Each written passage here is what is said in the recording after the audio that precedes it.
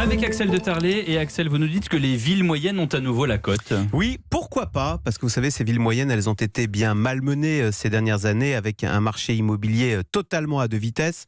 On a, c'est très simple, une ascension fulgurante des prix dans les grandes villes. Deux exemples. Lyon, en 20 ans, les prix ont flambé de 200%, c'est-à-dire qu'ils ont triplé, les prix ont été multipliés par 3. Et Bordeaux, c'est pire, en 20 ans pour l'immobilier, plus 250%, ça veut dire que les prix ont été multipliés par 3,5. Et à l'inverse, les villes moyennes, alors par ville moyenne, on entend les villes entre 100 000 et 200 000 habitants, là c'est le contraire, les prix reculent et donc on en arrive à des aberrations aujourd'hui. Si vous avez un budget de 100 000 euros, vous pouvez vous acheter un 85 mètres carrés, donc très confortable à Limoges ou à Bourges, un 100 mètres carrés à Mulhouse et même un 110 mètres carrés à Saint-Étienne. Et avec le même budget, eh bien vous n'aurez qu'un petit studio de 25 mètres carrés à Bordeaux ou à Lyon, voire un placard à balai de 10 mètres carrés à Paris. Donc impossible là de vivre ou d'élever une famille. Vous voyez. On assisterait à un revirement, une sorte de revanche des villes moyennes.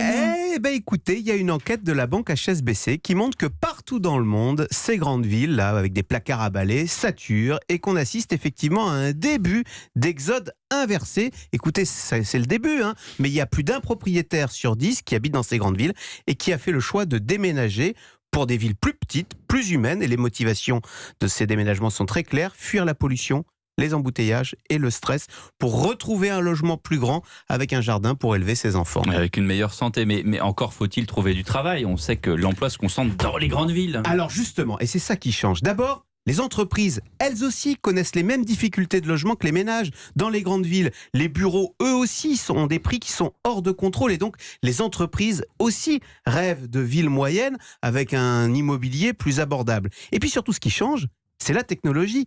Internet qui permet de travailler, de s'organiser à distance. Vous savez qu'avec la nouvelle norme 5G, on pourra avoir des visioconférences en hologramme. Donc, vous voyez, en immersion totale, on pourra voir le client en 3D.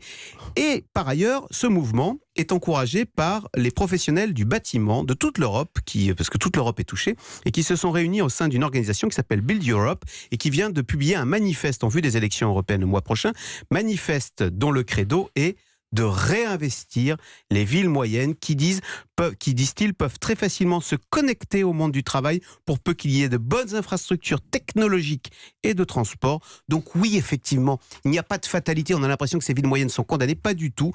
On est peut-être au début de ce qui pourrait ressembler à un retournement historique dans l'immobilier, la revanche des villes moyennes.